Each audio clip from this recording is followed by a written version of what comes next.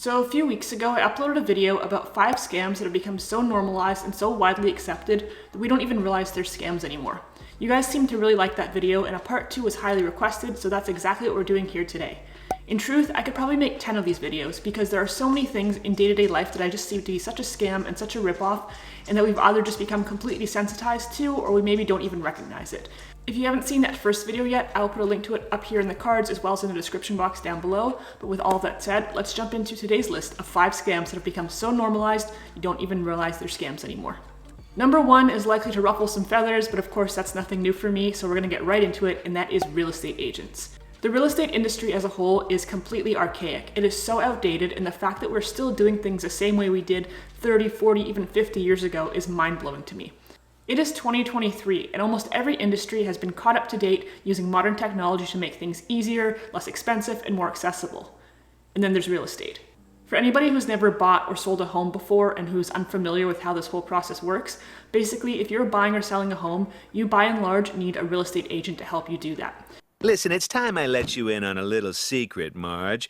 The right house is the house that's for sale. The right person is anyone. And back in the day, real estate agents were salespeople. So they would find different listings, they would meet with you and your family if you're prospective buyers, find out all of the criteria and what you're looking for in a home, and then compile a list of homes in your area and take you door to door, showing you all the different options you had.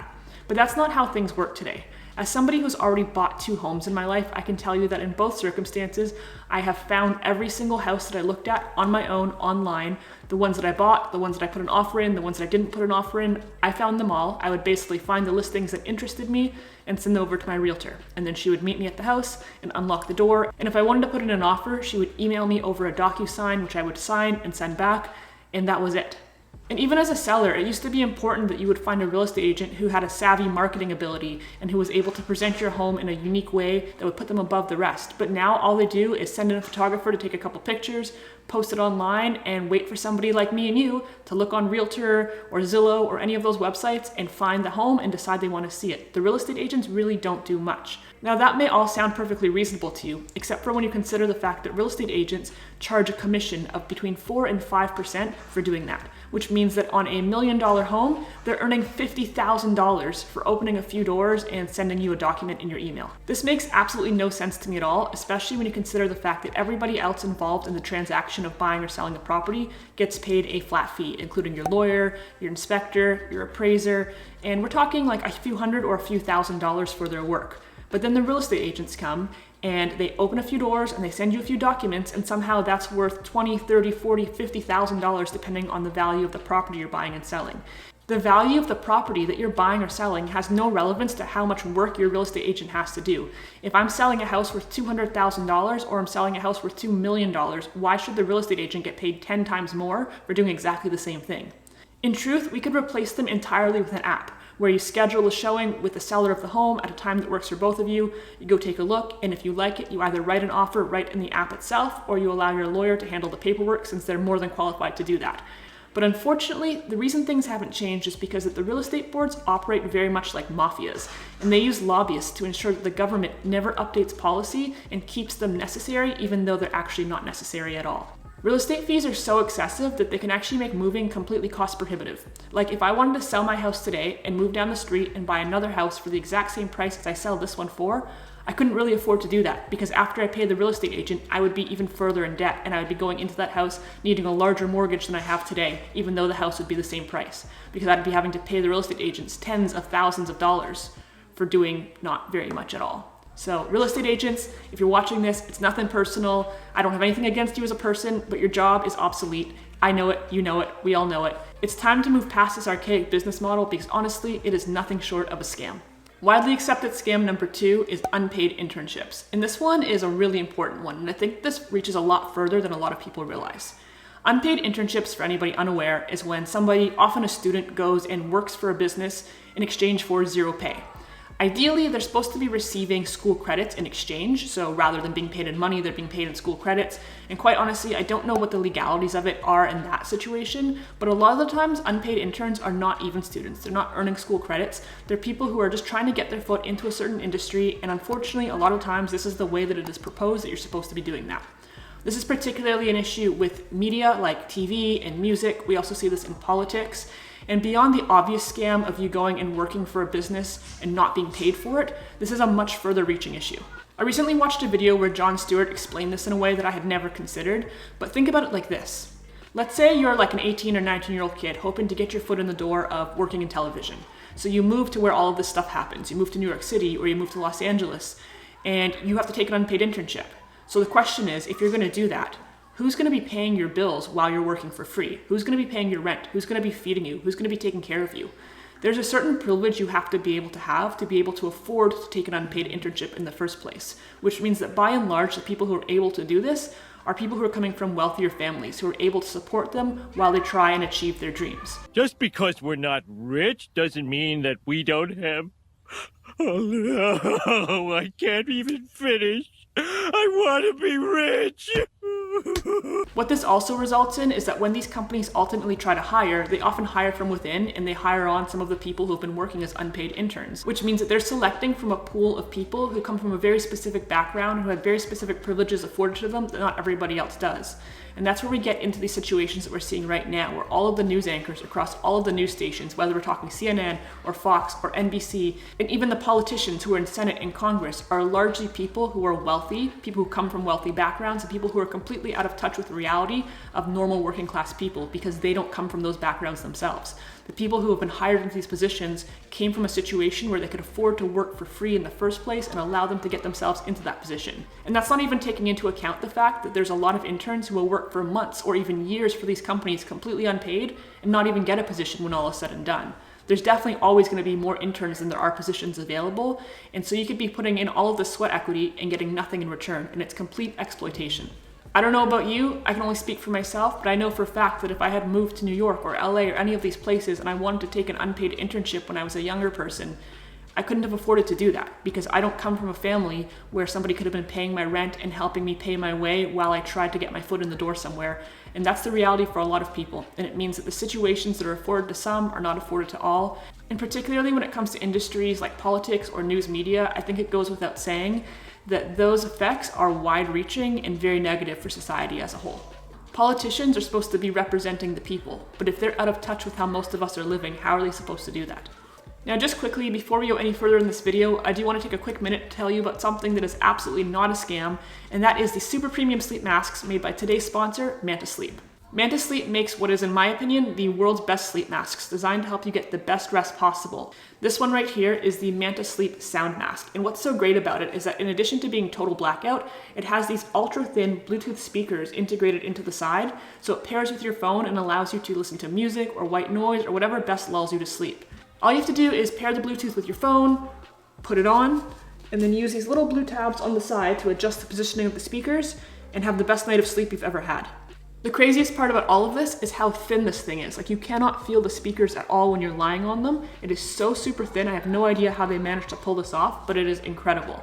If you want to check out the Manta Sleep Sound Mask or any of their other incredible products, check out the link in the description box down below. And if you use the code according to Nicole at checkout, you'll get 10% off your order. Thank you very much, Manta Sleep, for sponsoring this video. Scam number 3 is one that I think is pretty obvious, but it seems like a lot of people still fall for it, and that is extended warranties. Almost every product nowadays offers you the option to purchase an extended warranty. We see it with cars, we see it with electronics, we see it with pretty much everything. And companies love to sell you extended warranties because it's such an easy upsell to them. They're basically depending on the fact that you're going to pay them a whole bunch of money that they're never going to pay out to you. Extended warranty? How can I lose? I feel like there's a lot of overlap here with the insurance industry, which I know we discussed in the last video like this. Especially when we're talking about things like electronics and tech products, companies are well aware of the fact that there's a much higher chance that by the time your product starts to become faulty, you're going to want to replace it rather than repair it. And they know that. Nobody really wants to repair a 6-year-old iPhone. They're just going to go buy a new one. And so you're going to pay for Apple Care or you're going to pay for whatever extended warranties, and chances are very high that you're not going to use them. And on the odd occasion that you do actually make use of the extended warranty, the company doesn't care because they've collected so much money from so many other people who haven't used it that they're just laughing all the way to the bank. If you were to buy an extended warranty for every major purchase you made in the last 5 years, chances are very likely you would have spent more than it would have cost you to replace the 1 or 2 things you may have accidentally damaged during that time.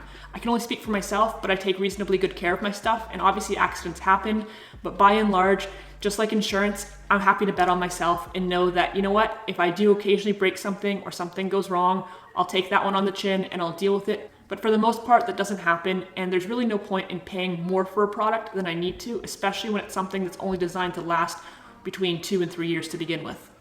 Apple. Scam number 4 is going to be another one similar to real estate agents that is going to refer to a job that I personally think is largely obsolete, and that is financial advisors, specifically ones who charge what's called asset under management. I think when a lot of people are new to investing, they get really easily overwhelmed. It's obviously confusing and intimidating when you don't know something, especially when it relates to taking risks with your money, and I totally get that. But the truth is that for the vast majority of people, financial advisors are just not necessary. Unless your financial situation is super unique and super complicated, most people can do best by investing just by buying some low-cost ETFs and index funds and just setting it and forgetting it. But often people who don't know any better wind up going to financial advisors who charge them 1% of their portfolio to manage their investments. And on paper, 1% may not sound like a lot, but when you consider compounding interest, that 1% fee can actually equate to about 30% of your overall portfolio over the lifespan of your investments, which is insane. That is tens of thousands, if not hundreds of thousands of dollars that you're handing over to somebody to manage your portfolio, which probably didn't need to be managed anyways. Because fun fact, but 99% of financial advisors cannot beat the market, which means you're paying somebody thousands and thousands and thousands, sometimes hundreds of thousands of dollars to provide you with a unique custom portfolio of some sort, which is probably going to be underperforming the S&P 500 anyways. So why are you paying them that? Even if you really feel like you need a financial advisor, or your situation is more complicated, or you really feel like you just need some professional advice, that's totally fine, but you can hire a fee-based advisor, which means it's somebody that you're paying hourly or a flat fee of a few hundred or even a few $1,000s. And the truth be told, even if this person is charging you $1,000 an hour, which would be very excessive, you will still come out so much further ahead than letting them take 1% off the top of all of your investments in perpetuity. That is horrible. Overall though, the TLDR is just to buy low-cost index funds. I'm not a professional advisor, this is not professional advice, but this is what I do. And honestly, why would I want to pay somebody 30% of my portfolio to underperform the market? Makes no sense.